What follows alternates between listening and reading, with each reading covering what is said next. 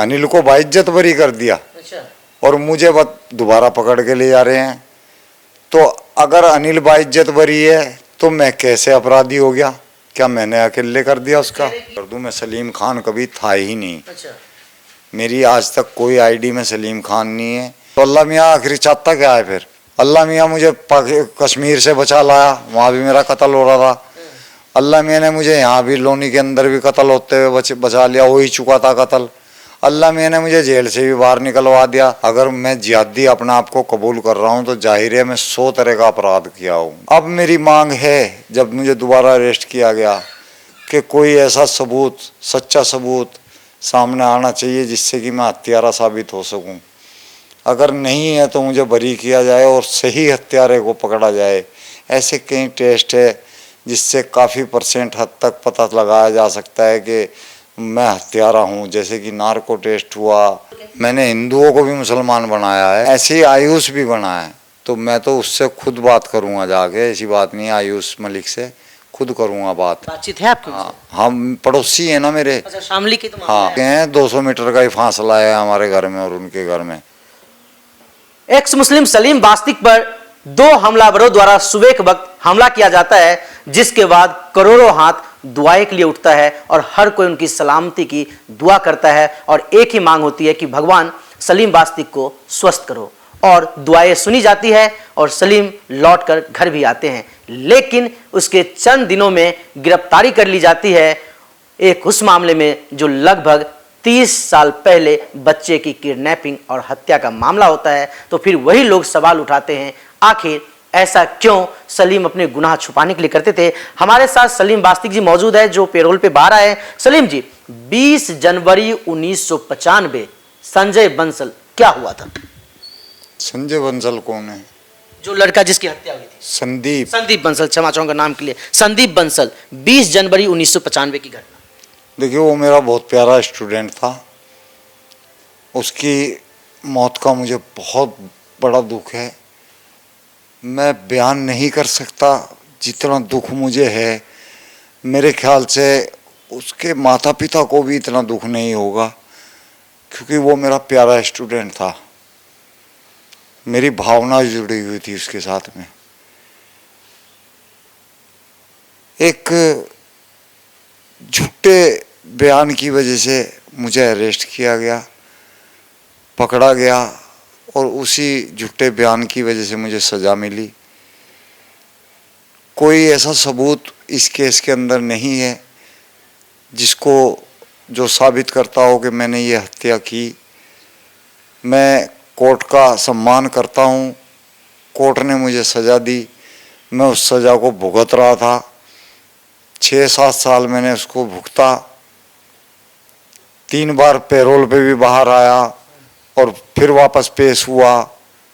चौथी बार मैंने बेल के लिए लगाई, वो मेरी हो गई। मैं अपने घर आया, काम धंधे में लग गया। कुछ टाइम के बाद मुझे खबर मिली कि अनिल को भी बरी कर दिया गया, तुम्हारा केस फाइनल हो गया। तो मैं खुश भी हुआ और ये दुख भी है कि संदीप बंसल का हत्यारा कौन है आज तक ये सामने नहीं आ पाया। पब्लिक की नज़र में मैं हत्यारा था और वो अनिल हत्यारा था। अनिल बरी हो गया, मैं बाहर आ गया, उसके हत्यारे को कोई सज़ा नहीं मिली। अब मेरी मांग है, जब मुझे दोबारा अरेस्ट किया गया, कि कोई ऐसा सबूत, सच्चा सबूत सामने आना चाहिए जिससे कि मैं हत्यारा साबित हो सकूं। अगर नहीं है तो मुझे बरी किया जाए और सही हत्यारे को पकड़ा जाए। ऐसे कई टेस्ट है जिससे काफ़ी % हद तक पता लगाया जा सकता है कि मैं हत्यारा हूँ। जैसे कि नार्को टेस्ट हुआ, पोलियोग्राफी हुआ, और क्या बोलते हैं उसको, लाई डिटेक्टर है। इनसे काफ़ी हद तक पता लग जाता है कि इस आदमी ने इस हत्या में कोई भूमिका निभाई है या नहीं भी निभाई है। ऐसा बहुत लोगों के साथ किया जाता है, समय समय पर होता है। कोर्ट इसको ऑर्डर करती है और बहुत सारे केसेस जैसे है जहाँ पे ये वैज्ञानिक दृष्टिकोण अपनाया जाता है। मैं भी चाहता हूँ कि उस बच्चे को न्याय मिले, उस बच्चे के परिवार वालों के दिल को तसल्ली हो। मुझे बोलना नहीं जा रहा, मैं माफ़ी चाहता हूँ, क्योंकि मुझे आज भी अपने उस स्टूडेंट का दुख है। वो मेरा सबसे प्यारा स्टूडेंट था। मेरे 500 से ज़्यादा स्टूडेंट रहे जिनमें वो सबसे ज़्यादा प्यारा था, क्योंकि वो बहुत जल्दी मेरी टेक्निक को पकड़ता था। जो भी मैं बताता था उसको पकड़ता था। मुझे उसकी हत्या का सुन के ही बहुत ज़्यादा मैं बयान नहीं कर सकता। जी बिल्कुल। लेकिन जिस तरीके से घटना के बारे में बताया जा रहा है, वीडियोस भी आ रहे हैं कि संदीप की माँ, पिताजी आज भी वो 70-75 साल के हो चुके हैं, 75-76 साल के हैं, लेकिन अपने बेटे के लिए नाम सुनते ही जैसे पता चला कि आप अरेस्ट हुए उस मामले में, वे तो कह रहे थे कि हमें कुछ पता ही नहीं है उनको सजा हुई क्या। लेकिन कुछ चीज़ें हैं, अदालत बिना साक्ष्य के तो सजा सुनाता नहीं ना सर। तो वो साक्ष्य मेरे जजमेंट के अंदर क्यों नहीं है? आप ही दिखा दो मुझे मेरा जजमेंट पढ़ के कि कोई ऐसा सबूत है क्या उसके अंदर। केवल एक गवाह ने ये कहा कि हमने 11 बजे सलीम वास्तिक के साथ बस से उतरते हुए संदीप को देखा है। तो अव्वल तो झूठी बात है, क्योंकि वो स्कूल से ही 1 बजे छूटा है, तो 11 बजे उसको बस से उतरते हुए करावल नगर में कैसे देख लेंगे, जो एक स्कूल में 1 बजे प्रजेंट है, स्कूल के अंदर भी ये है ना। वो 11 बजे मेरे साथ करावल नगर कैसे दिख सकता है? और अगर मान लो मैं मान लेता हूँ कि मैं दिख भी गया, तो क्या दिख गया तो मैंने कत्ल कर दिया? लेकिन जो संदीप के पिताजी की वीडियो जो निकल के आ रही है उसमें वो ये कह रहे हैं कि संदीप स्कूल जाने के लिए, उनका जो स्कूल है वो सेकेंड हाफ में स्कूल था, दोपहर का स्कूल था, पहला हाफ का नहीं था। नहीं, अच्छा। उसका सुबह से 1 बजे तक का स्कूल था। अच्छा। सुबह 8 पता नहीं 8:30 बजे स्कूल स्टार्ट होता था और 1 बजे छुट्टी होती थी। लास्ट का एपिसोड मेरा था। इस केस के अंदर 2 एक्यूज्ड रखे गए थे। मेरे से पहले अनिल नाम का लड़का गिरफ्तार था। अच्छा। क्योंकि जब मैं घर पे गया तो मकान मालिक की लड़की ने बोला कि भैया आपके जो रूममेट थे अनिल, उनको पुलिस पकड़ के लेके गई है। मैंने सवाल भी किया, मैं क्यों पकड़ के ले गई है, उसने क्या किया है, क्या बात हुई है? कह रहे हमें नहीं पता। तो थोड़ी देर बात करते रहे, इतने में 2 पुलिस वाले आए, उन्होंने आगे मेरा नाम पूछा और मुझे भी ले। ये अगले दिन की बात है, जिस दिन मर्डर हुआ बच्चे का उससे अगले दिन की बात बता रहा हूँ। तो फिर मुझे भी पकड़ के ले गए और वहाँ मुझे मारना पीटना स्टार्ट कर दिया कि तूने जो है कत्ल, तूने जो है कत्ल किया, तो हमें बता किस तरह से कत्ल किया। मैं कहा मैंने ऐसा कुछ नहीं किया। तो उन्होंने मुझे बहुत मारा, बहुत मारना शुरू किया। हाँ, और वो कहते रहे, माफ़ी चाहता हूँ। हाँ, कोई ना, आप पानी पीजिए। एक्चुअली सलीम जी के स्वास्थ्य अभी पूरी तरह से ठीक नहीं है, लेकिन जिस तरह का आरोप लगे हैं तो सफाई देना भी लाजमी है इनकी तरफ से। कोई नहीं, आप आराम से बोलिए, कोई बात नहीं, बीच में अगर इंटरव्यू में इंटरप्शन भी आता है। जी। तो मैं जब भी अपनी बताता था कि मैं तो कल स्कूल से वो जा चुके थे, 1 बजे मेरे पास से लास्ट क्लास ख़त्म करके गए और अगले दिन वो स्कूल आए ही नहीं। तो मुझे तो पता ही नहीं उसका कहाँ है, मैं तो घर ही समझ रहा था कि आज छुट्टी पे है। कह रहे नहीं, तूने उसको मारा है, अनिल ने साथ में गला दबाया उसका, तुम दोनों ने उसको मिल के मारा है और उसकी लाश छुपा दी नाले के अंदर। मैं कहा नहीं, हाँ पता नहीं, मुस्तफाबाद की बात शायद वहीं की है। तो मुझे तो पता नहीं था, मैं जब भी मना करता था मुझे मारते थे और मार के फिर मेरे को हाँ करवाया गया। अच्छा, आपने प्रेशर में कबूल किया? वहाँ तो किया, फिर कोर्ट में मैंने मना किया। अच्छा। वहाँ तो मैंने कबूल किया लेकिन कोर्ट में मना किया। बाकी कोर्ट में जज साहब को भी पता लग गया था कि मैं बेगुनाह हूँ। उन्होंने मुझे रोका जब मेरे वकील ने, क्योंकि उसकी गवाह की गवाही बदल चुकी थी। उसने जब कहा कि मैंने 11 बजे इसको संदीप बंसल को अनिल सलीम के साथ देखा बस से उतरते हुए, तो वहाँ साबित हो गया। स्कूल का रिकॉर्ड बता रहा था कि 1 बजे तक अनिल यहीं था, संदीप यहीं था और 1 बजे उसकी छुट्टी हुई। तो जिसकी 1 बजे छुट्टी हुई वो 20 किलोमीटर दूर मेरे साथ कैसे उतर सकता है 11 बजे? तो यहाँ बरी हो रहा था मैं, लेकिन मेरे वकील ने, मेरा जो वकील मिला हुआ था मुझे सरकार की तरफ से, उसने उस गवाह की गवाही को उस गवाह की गवाही को दोबारा बदलवाया और 11 बजे के टाइम को 2-2:30 बजे बताया। तो इस केस में असल में 2 ही गुनहगार बताए गए थे, एक अनिल और एक मैं। अनिल को बाइज्जत बरी कर दिया, अनिल को बाइज्जत बरी कर दिया अच्छा। और मुझे दोबारा पकड़ के ले जा रहे हैं। तो अगर अनिल बाइज्जत बरी है तो मैं कैसे अपराधी हो गया? क्या मैंने अकेले कर दिया उसका? कह रहे कि अनिल ने सजा शायद पूरी की और अनिल के निशानदेही पे संदीप बंसल का टिफिन अनिल की झुग्गी सोनिया बिहार से मिला था। मेरे से क्यों नहीं मिला कुछ? मेरे से क्यों नहीं मिल रहा कुछ? अगर मैं भी कातिल हूं तो मेरे से क्यों नहीं हासिल हो रहा कुछ? अनिल से ही क्यों मिल रहा है सब कुछ? और अनिल बाहर है और मुझे दोबारा अरेस्ट कर रहे हैं। किस बेस पे कर रहे हैं? क्या क्या दिक्खा मेरा? वो तो कह रहे आप जमानत पे आए और फिर आप जेल दोबारा नहीं गए और अपने आप को मृत घोषित कर दिया। जो जमानत पा जाता है वो दोबारा जेल क्यों जाता है? वो जाता ही नहीं। और फिर मुझे पता चल गया कि अनिल को बरी कर दिया कि मैं जमानत लगाई हुई थी मैंने। अच्छा। पैरोल पे तो मैं 3 बार आया था, तीनों बार मैं वापस गया हूँ। अच्छा। चौथी बार तो मैंने जमानत मैं अंदर से ही लगाता था, मेरे पास कोई वकील नहीं था। मेरे पास इतना पैसा भी नहीं था कि मैं कोई वकील कर सकूं, क्योंकि उस टाइम भी वकील जो है 40-40 हज़ार 30-30 हज़ार रुपये लेते थे। 50। उस टाइम आप ये कह रहे कि आप जिहादी सोच रखते थे तो आपके सपोर्ट करने के लिए तो बहुत लोग ऐसे आते होंगे ना? नहीं, कोई नहीं आया। मेरे सिर्फ परिवार के लोग आए और वो इतने सक्षम नहीं थे। मेरे भाई ने मेरे लिए कभी पैसा खर्च करने की कोशिश नहीं की। सिर्फ मेरी बीवी थी, मेरा छोटा सा बच्चा था और हमारे पास मेरी तनख्वाह भी कुल 5 ही महीने की हुई थी। जो सरकारी नौकरी थी 1800 रुपये मेरी तनख्वाह थी। तो कुल मिला के 8-9 हज़ार रुपये मेरी तनख्वाह ही होगी। वो भी घर में खर्चा होता ही है। कुंग-फू सिखाते थे आप? हाँ हाँ। और संदीप बंसल कैसा स्टूडेंट था? 1 नंबर का, सबसे बेस्ट स्टूडेंट था मेरा, सबसे बेस्ट। अब अगर अनिल से मेरी मुलाकात कैसे हुई थी मैं वो बताऊं तो ये भी एक मिस्ट्री है। इससे भी पता लग सकता है कि अनिल ने मेरे को क्यों फंसाया। अच्छा। मैं एक्चुअली 1800 रुपये की तनख्वाह पाता था और मैं वो सारे पैसे अपने बच्चों के लिए घर पे भेज देता था। 1800 रुपये ठीक ठाक रकम थी उस वक्त। मेरा घर परिवार बढ़िया चलने लगा था, अच्छा चलने लगा था मेरा घर परिवार।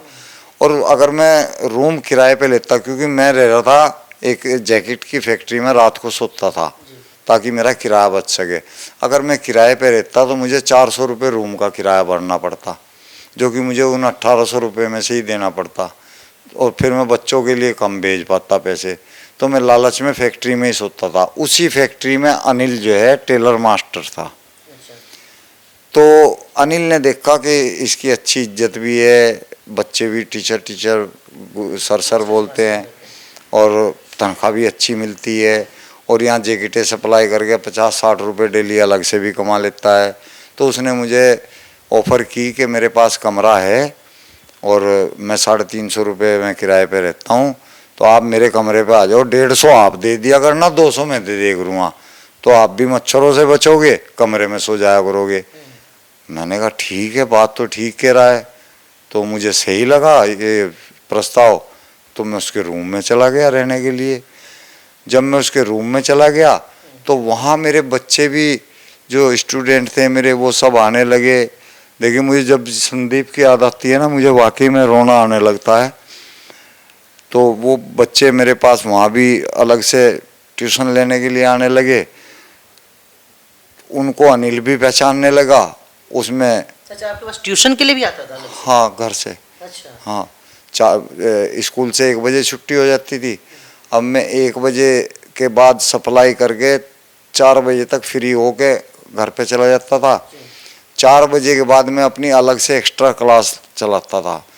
तो बच्चे मेरे पास 4 बजे और 4:30 बजे तक आने स्टार्ट हो जाते थे। तो 1 घंटे की ट्रेनिंग में अलग से देता था, 35 रुपये पर बच्चा। तो वो अनिल उन सब से, काफी थी उस समय की। हाँ हाँ, तो वो अनिल उन सब से वाकिफ़ हो चुका था। तो उसने संदीप से दोस्ती कर ली थी। अच्छा। संदीप से दोस्ती कर ली थी अनिल ने। उस दिन जिस दिन संदीप की हत्या हुई, जिस दिन उसकी हत्या हुई, मैं स्कूल गया, उस दिन संदीप था और संदीप को भी ट्रेंड किया सारे बच्चों के साथ। 1 बजे छुट्टी होगी, संदीप अपने घर पे चला गया। छुट्टी के बाद मुझे सप्लाई के लिए जाना था। उस दिन मेरे पास सप्लाई ज़्यादा थी, तो मैं सप्लाई करके जब निपटा तो 7 बजे का टाइम हो गया था, यानी कि मेरी क्लास का टाइम निकल चुका था। हाँ, तो बच्चे तो आए होंगे, आए भी, लेकिन वो टाइम देख के जाते रहे वापस। तो संदीप गया नहीं, संदीप उसके पास बैठा रहा। अब ये तो मैं अभी गारंटी के साथ नहीं कहता, जब ये टेस्ट होंगे तो पता लग जाएगा कि किसने ये काम किया। 30,000 की फिरौती की बात की जा रही है, फोन की गई थी उनको, सीताराम गोयल जी। अगर 30,000 मुझे चाहिए होते ना, मैं स्कूल में एक छोटी सी एप्लीकेशन 4 लाइनों की लिखता, मुझे 30 की जगह 50,000 उसी वक्त मिल जाते। लेकिन सर जब 1800 की सैलरी थी, 1.5 साल की कमाई थी, तो अगर गोल्ड के हिसाब से देखें तो 5 तोले के दाम कम से कम होगा उस टाइम पे। पता नहीं जी, 5,000 रुपये 1995 में 5,000 रुपये तोला गोल्ड था। तो उस हिसाब से अगर देखें अभी 1.5 लाख के हिसाब से है, तो पैसे की वैल्यू उस हिसाब से होती ना, तो 30,000 हाँ। ठीक ठाक रकम था उस टाइम। तो मेरे लिए वो इतनी ऐसी रकम नहीं थी कि मैं अपने स्टूडेंट का कत्ल कर देता, क्योंकि 30,000 ऐसी रकम थी कि वो मैं एक बार भी एप्लीकेशन लिखता मुझे स्कूल से मिल जाते। ये 100% पक्का होता। हाँ, रामजस से मिल जाते, जाकिर हुसैन से मिल जाते। दोनों पढ़ाते थे? हाँ, दोनों के अंदर था। मुझे फ़ौरन मिल जाते, तो उसके लिए मुझे कोई क्राइम करने की ज़रूरत ही नहीं थी और अपने प्यारे स्टूडेंट को मारने की ज़रूरत नहीं थी।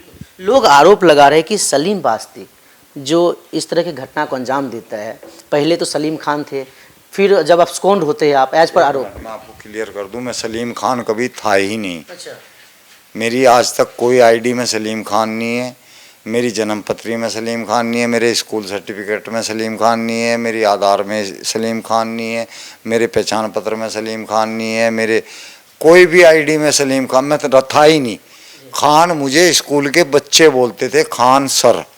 तो जब पुलिस ने मेरा नाम लिखना शुरू किया, उन्होंने पूछा नाम बताओ, मैंने कहा सलीम। कह रहे सलीम खान? मैं कहा जी खान बोलते हैं आप स्कूल के बच्चे, तो मुझे सलीम अहमद हूँ वैसे तो मैं। उन्होंने मेरा नाम सलीम खान लिख दिया। अच्छा। बस ये है। तो ये नाम चेंज के सलीम अहमद नहीं बने थे आप? सलीम अहमद आपका रियल नेम है, ये क्या? रियल नेम है, हर जगह है मेरा नाम, रियल नेम यही है। और अब मेरी तो अभी भी जो है ये मांग है कि संदीप को न्याय मिलना चाहिए, उसके माता पिता को वाकई में इंसाफ मिलना चाहिए। ये इंसाफ कब मिलेगा? उसके माँ बाप आज भी तड़प रहे होंगे, वो तो मुझे ही कातिल समझ रहे होंगे और अनिल को कातिल समझ रहे होंगे। आंखें पथरा गई है उनकी। हाँ, अनिल भी बाहर, मैं भी बाहर, तो उनको तो कोई इंसाफ नहीं मिला, उनको तो कोई इंसाफ नहीं मिला। तो उनको इंसाफ मिलना चाहिए। हमारा भी नार्को टेस्ट होना चाहिए, हमारे जैसे भी टेस्ट हो सकते हैं, जिससे भी साबित हो सकता है वो होना चाहिए। सही कातिल को सज़ा मिलनी चाहिए। लोग कह रहे हैं जो आरोप लगाते रहते हैं आप पे कि सलीम बास्ती अपने अपराध को छुपाने के लिए इस्लाम को छोड़ के एक्स मुस्लिम का ढोंग रचते ताकि मेजोरिटी का सहानुभूति मिले और बच सके। देखिए, एक्स मुस्लिम बन के किसी अपराध को ख़त्म नहीं किया जा सकता। छुपाने के लिए कह रहे हैं। देखिए, छुपाया ही नहीं जा सकता। अगर वो एक्स मुस्लिम है, अपराध कैसे छुप जाएगा उसका? मेजोरिटी की कॉन्फिडेंस हासिल करके जो आरोप लगा। देखिए, मेजोरिटी का कॉन्फिडेंस भी होगा तब भी अपराध को अपराध ही सज़ा मिलेगी, वो बच ही नहीं सकता। अगर उसने कत्ल किया है और उसके मेजोरिटी उसकी फेवर में है, तो क्या उसको माफ़ कर दिया जाएगा? नहीं कर सकते, संविधान नहीं कर सकता। मेजोरिटी से संविधान का कोई वास्ता नहीं है। मान लो मेरे साथ में 20 लाख आदमी हैं, तो क्या मैं कत्ल कर सकता हूँ? कत्ल माफ़ हो जाएंगे मेरे? ये कैसी बात है? ऐसा हो ही नहीं सकता। ऐसा सोचना भी बेवकूफ़ी है। आपके ऊपर जब हमला हुआ, देश के तमाम लोग आपके लिए दुआएं मांग रहे थे। जब आप बाहर आते हैं, हॉस्पिटल से घर आ जाते हैं, उसके बाद जब पुलिस ले जाती है आपको पकड़ के, तो जो आसपास के लोग हैं या फिर आपके विरोधी लोग हैं, वो कहते हैं सलीम बास्ती के घर पे बुलडोजर चलना चाहिए, इतने बड़े अपराधी हैं, ये इस तरह की कार्रवाई करते हैं, बचने के लिए करते रहे, ज़मीन हड़प करके जगह जगह मकान बना लिया। जिहादियों को तो मौका चाहिए। जब मेरा कत्ल करने की कोशिश की वो तब भी खुश हो रहे थे, जब मुझे कश्मीर में कत्ल करने की कोशिश की तब भी वो खुश हो रहे थे, अब मैं जेल में आया तब भी वो खुश हो रहे थे। तो उनको तो ऐसा मौका चाहिए। सच्चाई से उनका कोई वास्ता नहीं है, सच्चाई से उनका कोई मतलब नहीं है, सच्चाई से उनका कोई मतलब नहीं है। लेकिन वे ये भी कह रहे हैं कि अल्लाह ताला उनको सच्चाई दिखाना चाहते थे, इसलिए इतने भयंकर हमले में वो बच गए ताकि सच्चाई दुनिया के सामने आ सके, और उन्हें अल्लाह की बुराई करता था इसलिए फंस गए। तो मैं ये देखो क्या मजाक कर रहे जो हैं। कह रहे थे मैं तो इसमें भी बच गया, मैं तो बाहर बैठा हूँ आपके सामने, मैं तो इसमें भी बचा हुआ हूँ। तो अल्लाह मियाँ आखिरी चाहता क्या है फिर? मुझे हर जगह बचा रहा है। अल्लाह मियाँ मुझे कश्मीर से बचा लाया, वहाँ भी मेरा कत्ल हो रहा था। अल्लाह मियाँ ने मुझे यहाँ भी लोनी के अंदर भी कत्ल होते हुए बचा लिया, हो ही चुका था कत्ल। अल्लाह मियाँ ने मुझे जेल से भी बाहर निकलवा दिया। तो अल्लाह मियाँ चाहता। तो जिस तरीके से आपके जेल में जाने के बाद मिठाइयाँ बट रही थी, लगता है लोगों के अंदर विश्वास कुछ कम हुआ है, एक्स मुस्लिम मुहिम को कुछ नुकसान हो रहा है? देखिए वो मिठाई इसलिए बांट रहे थे कि वो खुश हो रहे थे कि इस्लाम को उजागर करने वाला आदमी अब उसकी ज़बान बंद हो चुकी है। वो खुश हो रहे थे, इस वजह से मिठाइयाँ बांट रहे थे। हैं, मिठाइयाँ तब बांटो ना जब आपका कोई मौलाना, कोई आलिम मुझे गलत साबित कर दे, तब मिठाई बांटो। तब मैं भी मिठाई खाऊंगा और मैं खुद भी बांटूंगा कि मैं गलत राह पे था। अपने मौलानाओं को मेरे सामने बिठाओ ना, वो साबित करेंगे कि मैं झूठा हूँ, तब बांटना फिर मिठाई। तो आपके कई सारे वीडियोस वायरल है, आप कह रहे थे कि मैं पहले अपराधी किस्म का था, मैंने कई अपराध भी किया है, इस तरह की चीज़ें। तो हो सकता है उस समय में कुछ ऐसी घटना घट गई हो? अपराध जिहाद में जब आदमी रहता है तो अपराध ही अपराध करता है। अगर मैं जिहादी अपने आप को कबूल कर रहा हूँ तो जाहिर है मैं 100 तरह का अपराध किया हूँ। इस रहते हुए जिहादी बनना बहुत बड़ा अपराध है।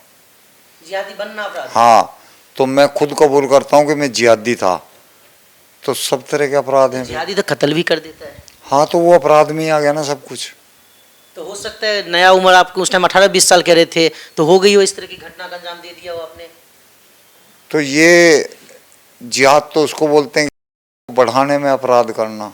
क्योंकि शायद मैंने आप ही की वीडियो या कहीं पे सुना था, जो कि जो सबसे प्यारी चीज़ हो उसकी कुर्बानी दी जाती है अल्लाह ताला के उसमें, ईद के टाइम पे। संदीप भी आपका प्यारा स्टूडेंट था, तो उस टाइम पे आप कह रहे कि आपकी सोच जिहादी जैसी तो थी। कुर्बानी देता मैं उस बच्चे की 30,000 की फिरौती थोड़ा ही मांगता फिर।